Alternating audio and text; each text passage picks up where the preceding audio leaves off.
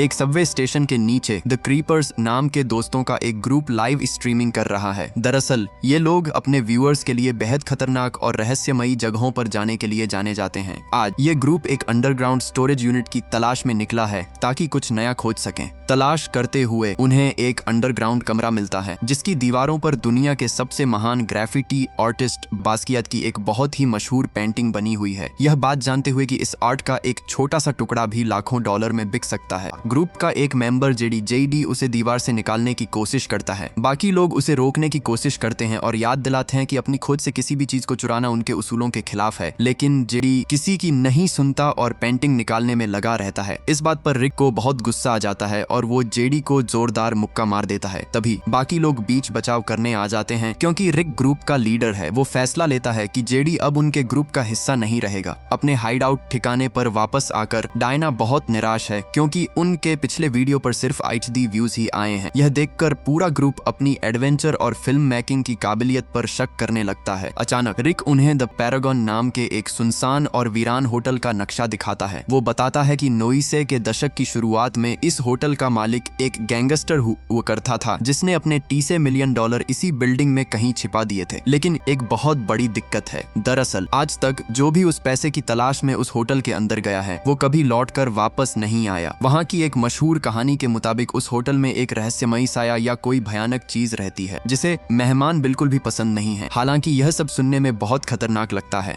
फिर भी ग्रुप उस जगह को एक्सप्लोर करने के लिए राजी हो जाता है। उन्हें उम्मीद है कि शायद वो $300 मिलियन उनके हाथ लग जाएं। रिक सबको फिर से याद दिलाता है कि वो वहाँ सिर्फ एक्सप्लोरर बनकर जा रहे हैं, लुटेरे बनकर नहीं। इसलिए कोई भी किसी चीज को हाथ नहीं लगाएगा। जब डायना अपना सिस्टम चेक करती है तो उसे द स्कैवेंजर्स नाम के एक दूसरे राइवल ग्रुप की एक पोस्ट का नोटिफिकेशन मिलता है। हैरानी की बात यह है कि जेडी अब उनके ग्रुप में शामिल हो चुका है और वो वीडियो में क्रीपर्स का मजाक उड़ा रहे हैं कि वो कितने गरीब और डरपोक एक्सप्लोरर हैं। वीडियो में स्कैवेंजर्स का एक लड़का अपनी सनक दिखाने के लिए रिवॉल्वर से रशियन रूलेट गेम खेलता हुआ नजर आता है। इस सबसे चिढ़कर डायना बाकी ग्रुप को बिना बताए उनके अगले एडवेंचर के बारे में ऑनलाइन पोस्ट कर देती है। कुछ समय बाद ग्रुप अपने आने वाले एडवेंचर की तैयारी के लिए रात में एक मोटल में रुकता है। जब वो डायना का इंतजार कर रहे होते हैं तभी उनके दरवाजे पर दस्तक होती है, लेकिन बाहर डायना नहीं बल्कि फ्रैंक नाम का एक आदमी खड़ा होता है। वो दावा करता है कि वो एक न्यूज रिपोर्टर है और डायना की ऑनलाइन पोस्ट देखकर उनके साथ चलने आया है। शुरुआत में सब इस अजनबी पर शक करते हैं, लेकिन वोटिंग के बाद वो उसे अपने साथ ले जाने का फैसला करते हैं। क्योंकि उनकी वैन में पर्याप्त डीजल नहीं है, इसलिए पूरा ग्रुप फ्रैंक की छोटी सी कार में ही निकल पड़ता है। होटल के पास पहुंचते ही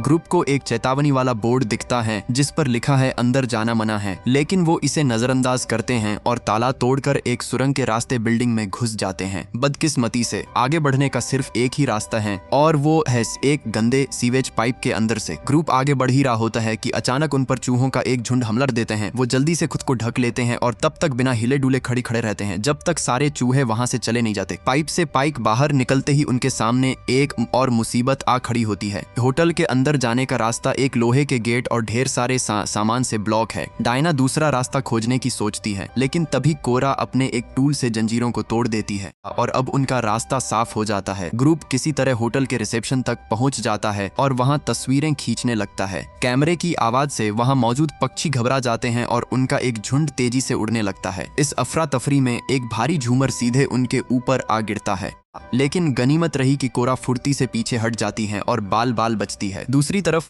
डायना खुद को फिल्म करते हुए बिल्डिंग में घूम रही है। तभी उसे एक म्यूजिक इंस्ट्रूमेंट दिखता है और वो उसे बजाने लगती है। उसे बिल्कुल भी अंदाजा नहीं है कि इस आवाज ने अंधेरे में किसी खौफनाक चीज को उनकी तरफ खींच लिया है। अचानक उसे एक भयानक गुर्राहट सुनाई देती है। वो डर के मारे बाकी लोगों की तरफ भागती है, लेकिन सीढ़ियों पर उसका पैर फिसल जाता है और वो गिर पड़ती है। इसके बाद अंधेरे में से एक हाथ निकलता है और उसे पीछे से खींच लेता है। इधर रिक परेशान होने लगता है क्योंकि डायना का फोन नहीं लग रहा है। वो लोग तय करते हैं कि जब तक डायना मिल नहीं जाती वो सारे कमरे छान मारेंगे। इसी बीच वर्नन तस्वीरें खींच रहा है। तभी उसकी नजर दीवार पर बने किसी जंगली जानवर के पंजों के निशान पर पड़ती है। जब वो करीब से देखता है तो उसे समझ आता है कि ये खरोंचे बिल्कुल ताजा हैं। वो फौरन बाकी लोगों को ये डरावनी तस्वीर दिखाता है। जब कोरा और वर्नोन डायना को ढूंढते हुए दूसरी तरफ जाते हैं तो उन्हें एक पुराना न्यूज आर्टिकल मिलता है। इसमें होटल के मालिक मालिक की पत्नी की मौत के बारे में लिखा था और बताया गया था कि क्राइम सीन पर उसकी छाती चीरी हुई मिली थी। वहीं दूसरी तरफ फ्रैंक और रिक आपस में बात कर रहे हैं। इसी बातचीत के दौरान रिक का ध्यान भटकता है और उसका पैर एक भालू पकड़ने वाले ट्रैप पर पड़ जाता है, जिससे उसका पैर बुरी तरह जख्मी हो जाता है। जब फ्रैंक उसकी चोट पर पट्टी बांधने की कोशिश कर रहा होता है, तभी उन्हें पास के एक कमरे से डायना के की घंटी सुनाई देती है। वो तुरंत अंदर जाकर चेक करते हैं। वहाँ का नजारा बेहद खौफनाक है। कमरे के अंदर एक पेड़ पर उन सभी लोगों के ढेरों कैमरे और डिवाइस लटके हुए हैं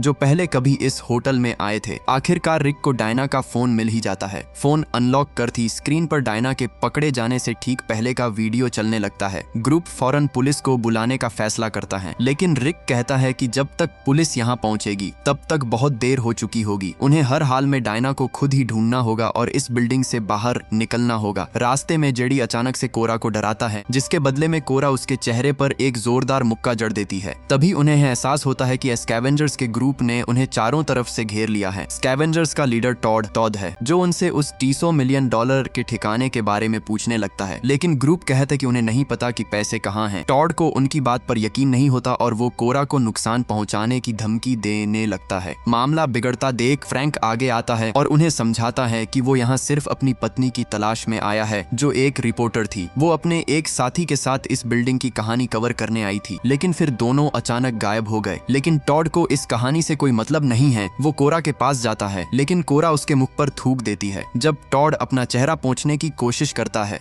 तो रिक किसी चीज को पहचान लेता है और उसे छीनने की कोशिश करता है। इसी हाथापाई में टॉड रिक को बालकनी से नीचे धकेल देता है। जेडी टॉड को समझाने की कोशिश करता है, लेकिन टॉड उसे जोरदार थप्पड़ मारता है और चुप रहने को कहता है, क्योंकि रिक के पास ही वो नक्शा था जिसमें पैसों का ठिकाना हो सकता था। इसलिए टॉड का ग्रुप रिक की लाश ढूंढने का फैसला करता है ताकि वो नक्शा हासिल कर सके।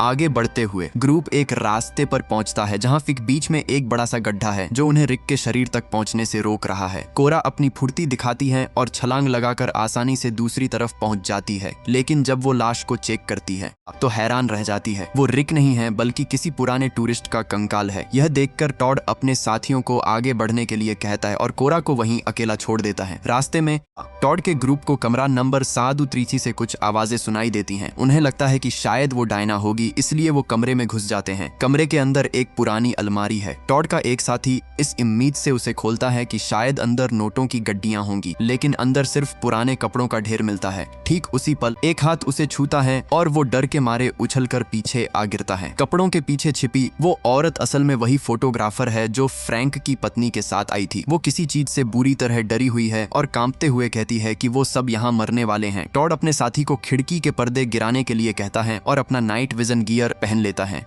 ताकि अंधेरे में छिपी उस खौफनाक चीज का सामना कर सके। जब ग्रुप कमरे में इधर उधर देखता है तो उनके होश उड़ जाते हैं। उन्होंने देखा कि जेडी को एक लोहे की रॉड से आर पार कर दिया गया है और उसकी लाश दीवार पर लटकी हुई है। अचानक उन्हें अपने आसपास किसी चीज के रेंगने की आवाज सुनाई देती है। डर के मारे टॉड के दोनों साथी अंधाधुंध गोलियां चलाने लगते हैं और इसी फायरिंग में वो गलती से उस बेचारी फोटोग्राफर औरत को मार देते हैं। इस बीच कोरा बिल्डिंग में भटकते हुए कमरे में पहुंचती है जहां उसे रिक एक पलंग के नीचे छिपा हुआ मिलता है। जैसे ही दोनों एक दूसरे को देखकर राहत की सांस लेते हैं, उन्हें बाहर से किसी के आने की आवाज सुनाई देती है। रिक तुरंत वापस पलंग के नीचे छिप जाता है और कोरा अलमारी में घुस जाती है। तभी एक पीली और भयानक चमड़ी वाला क्रिएचर राक्षस कमरे में घुसता है और उन्हें सूंघने लगता है। वो अलमारी चेक करता है, लेकिन उसे सिर्फ कोरा की हुडी मिलती है। वो बस कोरा को पकड़ने ही वाला होता है कि तभी पीछे से रिक उस क्रिएचर के सिर पर एक लकड़ी का फट्टा दे मारता है। इससे कोरा को भागने का मौका मिल जाता है, लेकिन क्रिएचर रिक को उठाकर कमरे के दूसरी तरफ फेंक देता है। कोरा भागकर किसी तरह एक लिफ्ट में घुस जाती है इससे पहले कि क्रिएचर उसे पकड़ पाए। वो एक दूसरे फ्लोर पर पहुंचती है और बाहर निकलने का रास्ता खोजने लगती है। तभी उसकी नजर होटल के कंट्रोल रूम पड़ती है। दूसरी तरफ डायना को होश आता है और वो खुद को एक ऐसे कमरे में पाती है जिसके बीचों बीच मोमबत्तियों से एक पेंटागन पेंटगन बना हुआ है। वहाँ उसे हिज डार्क मैजेस्टी नाम की एक पुरानी किताब भी मिलती है। इधर कंट्रोल रूम में कोरा कोरा को होटल के मालिक का एक रिकॉर्ड किया हुआ ऑडियो मैसेज मिलता है जो उसने पागल होने से पहले रिकॉर्ड किया था। उसमें वो बता रहा है कि कैसे उसे एक बहुत ही ताकतवर और काले जादू का रहस्य पता चला है। ठीक उसी समय डायना उस किताब को पढ़ रही है जिससे उसे पता चलता है कि होटल का मालिक अंडरवर्ल्ड का डार्क लॉर्ड बनने के लिए एक खौफनाक ट्रांसफॉर्मेशन रस्म कर रहा था। तभी टॉड और उसका साथी एक दूसरे कमरे में पहुंचते हैं जो $300 मिलियन के कैश से भरा पड़ा है। टॉड तुरंत पैसे भरने की तैयारी करने लगता है लेकिन उसका साथी बुरी तरह डर जाता है। वो वहां से भाग निकलता है। वो बमुश्किल सीढ़ियों तक पहुंच पाता है कि अचानक एक छिपी हुई रस्सी उसका गला रेत देती है और वो वहीं मारा जाता है। इस बीच क्रिएचर टॉड के कमरे में पहुंच जाता है और पलक झपकते ही उसका दिल सीने से बाहर निकालकर उसे खाने लगता है। कंट्रोल रूम में बज रहे ऑडियो टेप से आगे पता चलता है कि उस आदमी ने रस्म पूरी करने के लिए अपनी ही पत्नी की बलि दे दी थी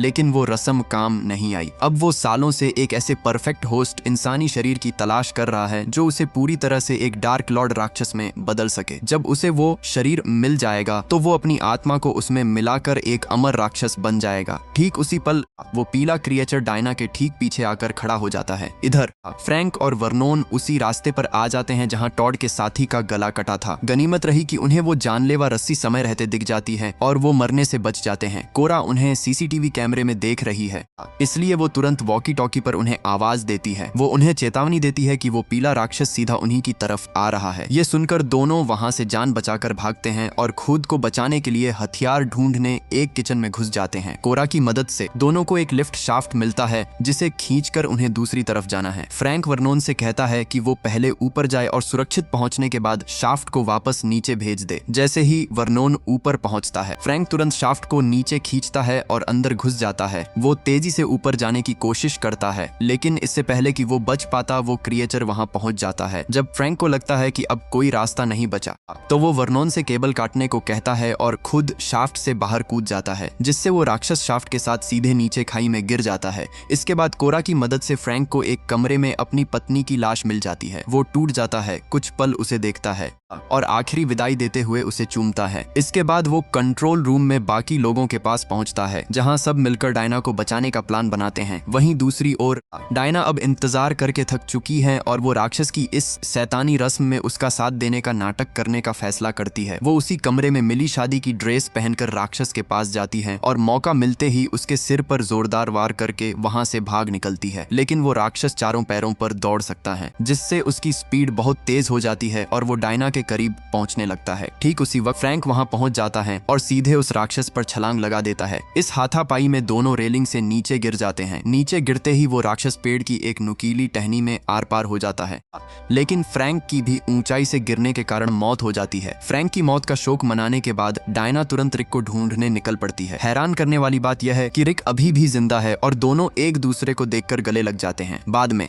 बाकी ग्रुप भी वहां पहुंच जाता है और सब एक दूसरे को गले लगाकर रो पड़ते हैं। उस डरावने होटल से बाहर निकलने के बाद ग्रुप इस भयानक एनकाउंटर का पूरा वीडियो इंटरनेट पर शेयर करता है। यह वीडियो रातों रात वायरल हो जाता है और उन्हें करोड़ों व्यूज और गजब की पॉपुलैरिटी मिलती है। जब पूरा ग्रुप फ्रैंक की मौत पर शोक जता रहा होता है तभी रिक एक बड़ा खुलासा करता है। वो बताता है कि उसने उन $300 मिलियन में से कुछ पैसे चुपचाप निकाल लिए थे और अब वो उन्हें पूरे ग्रुप के साथ बांटना चाहता है। वीडियो देखने के लिए धन्यवाद। अगर आपको यह वीडियो पसंद आया हो और आप चैनल पर ऐसे ही और वीडियो देखना चाहते हैं तो कृपया लाइक और सब्सक्राइब करें।